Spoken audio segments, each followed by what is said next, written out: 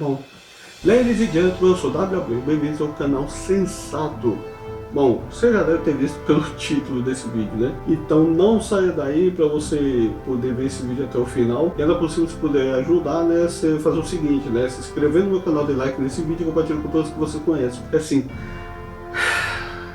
Cara, o que eu tenho pra falar desse episódio de hoje, né? Tá, no 37, você já sabe, né? Foi que nem os outros vídeos anteriores que eu tive que postar aqui, né? Mas eu precisava fazer, até porque já, pra mim, já rola um desabafo mesmo, porque 37, você já sabe, é cenas cortadas na swing. Aí no episódio 38 pegaram parte do episódio antigo, do episódio 38 para se encaixar no 39. E agora, com esse episódio 39, que na verdade é um episódio 40, com partes ainda do antigo episódio 38 para poder colocar lá no finalzinho. Tá fogo, viu? Porque o 37 foi mais ou menos, foi ruim. Esse 38 que ia ser ruim, só se salvou por causa da batalha que houve, né? Que eu achei interessante. E agradecer 39.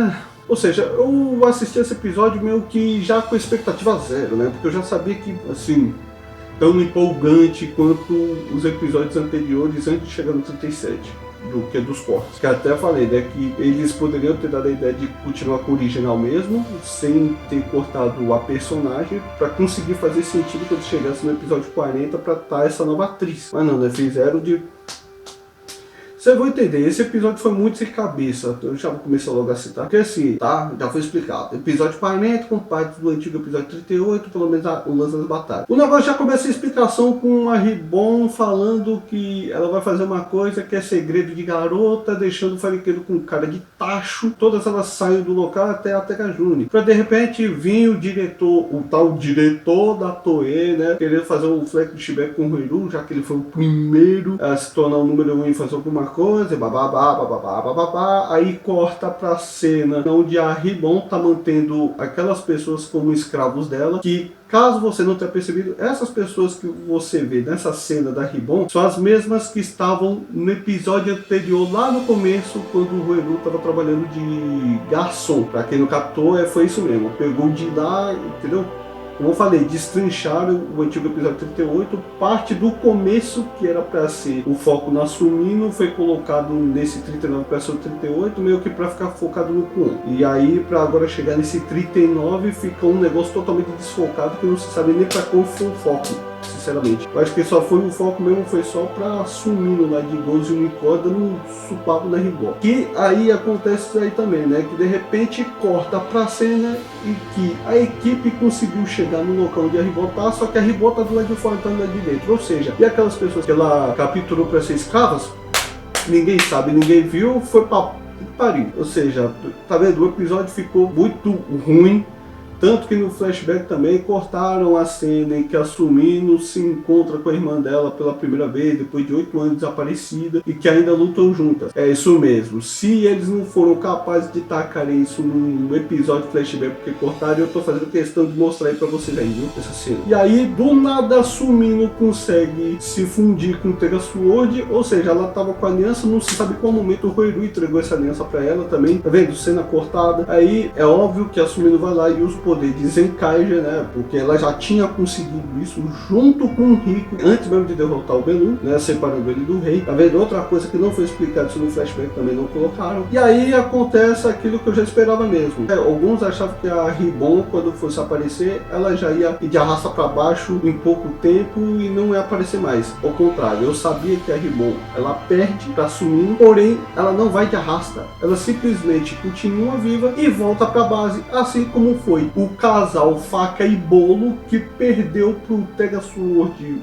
White Burn na batalha mais uma vez, e que por sua vez é repetido a cena em que eles não vão de arrasta para baixo, ele simplesmente continua de pé e volta para base. Uma coisa que eu já tinha explicado em um dos vídeos anteriores, que é o seguinte: Tekajune, ela é uma IA, então ela criou um avatar. Significa que a partir do momento que ela cria um avatar, esse avatar não morre. Ela pode perder várias vezes, mas não morre. Ela simplesmente volta para base.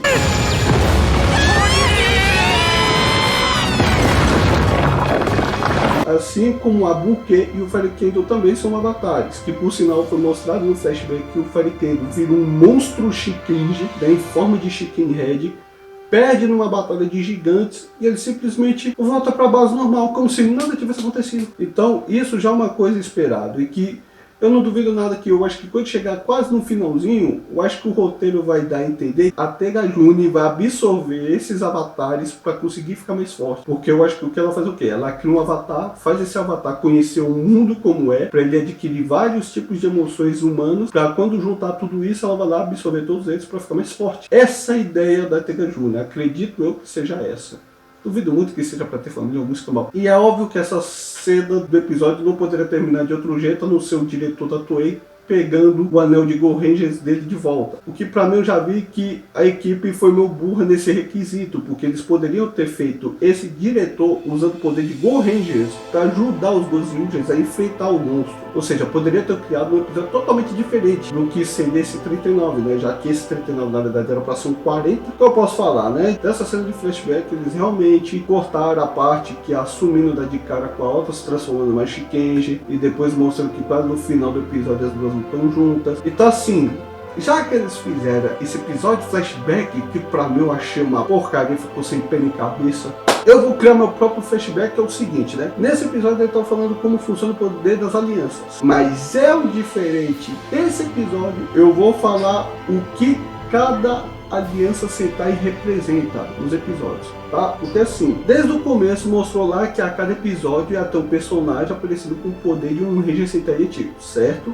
E isso já deixou bem claro. Só que uma coisa que eu acho que o pessoal não chegou a perceber, mas que eu consegui perceber, é que o poder Sentai de cada personagem que aparece no episódio, você sabia que não foi uma coisa assim aleatório, sem importância nenhuma? Sempre é porque tá relacionado um personagem que aparece na série. Não tá entendendo? Vou tentar explicar de um jeito que fica mais fácil de entender, tá? Cada poder do Ranger Sentai, ele pode estar relacionado ao tipo de profissão ou à atitude que essa pessoa tem. Tá, vamos lá. Vocês vão começar a entender quando eu conseguir destrinchar tudo, tá? Tá, vamos lá. No primeiro episódio, não no episódio 0, tá? No primeiro episódio, o amigo do Heru é King Oge. Você deve estar se perguntando, por que ele se tornou King Oge? Não faz sentido nenhum. Aí é que tá. O amigo de Heru ter sido escolhido para ser o King Oge não foi à toa, porque o lance do... Pra quem assistiu o King Oge, você sabe que o objetivo dele é conseguir proteger as pessoas dos inimigos. E o amigo dele fez a mesma coisa, sem hesitar nem nada, mesmo sabendo que ele poderia perder, ele foi lá e enfrentou os inimigos. Por isso que ele é King Oge. No episódio 7,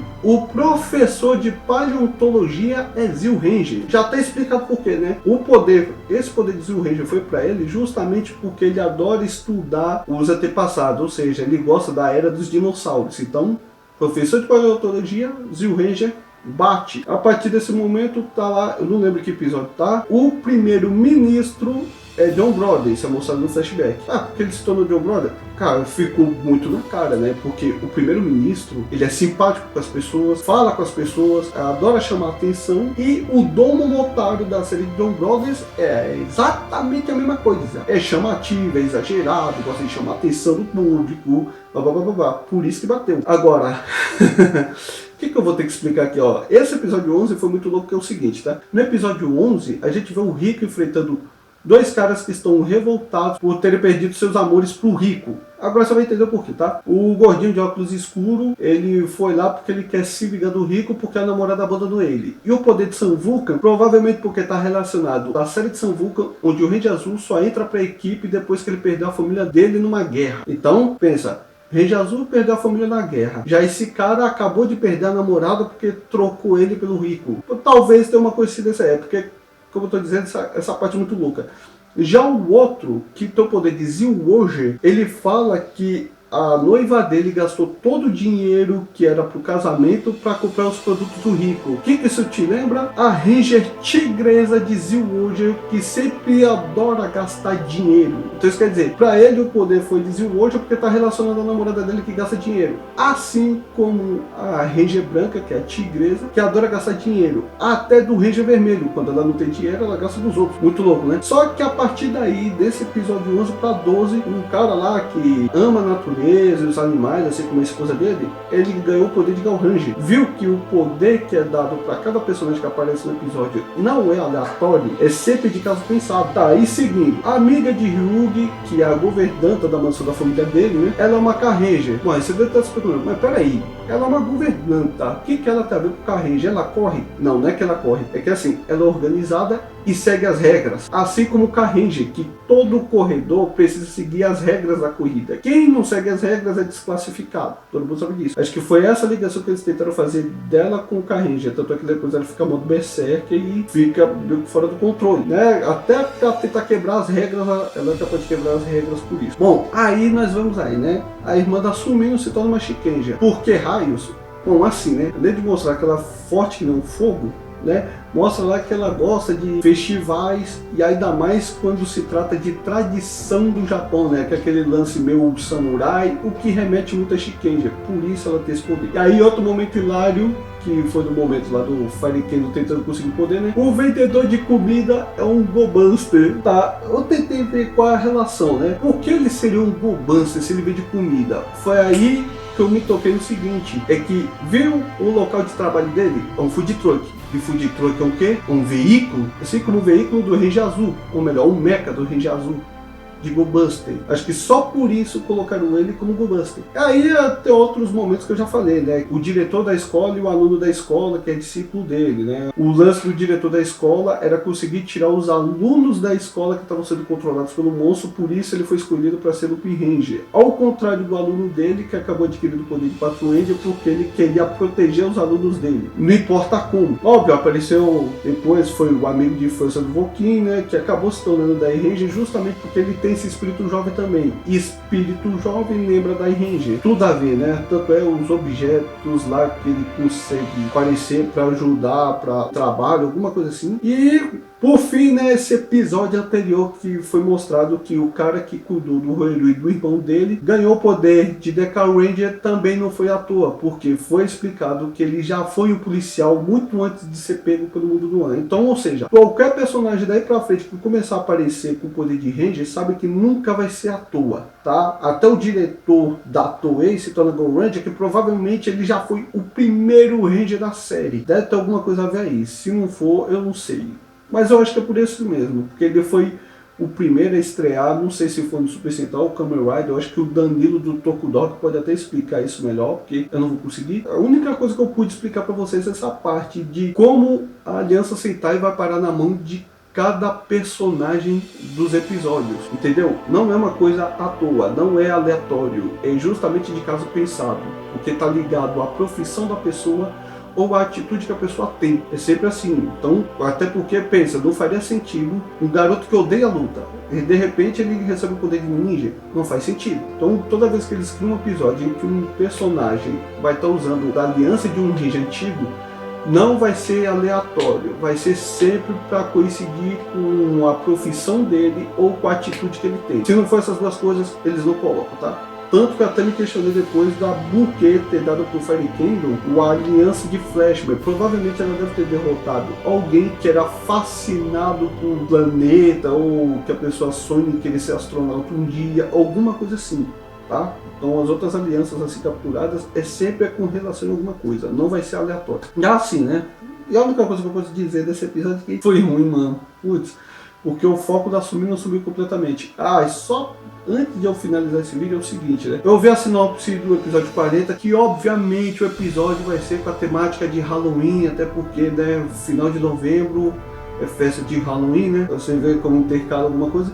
E é mostrado lá a atriz aparecendo como Sumino. O problema é, eu não sei se vai aparecer no começo do episódio 40 ou no final do episódio 40. Acredito que vai deixar meio que pro final do episódio 40, só pra, provavelmente para dar aquela desculpa de que fez cirurgia facial, sendo que os cortes que eles fizeram foi em vão, porque é o seguinte, do 38, pelo menos até o 40, que esse aqui é o 39, até o 40, você tá vendo que o episódio 40 ia ser só flashback, ou seja, não ia precisar que os atores aparecessem realmente em cena, era só o Roeru, só ia ter só o Roeru em cena, enquanto o resto dos outros personagens só ia aparecer flashback, para eles saberem que essa atriz não ia mais continuar na série.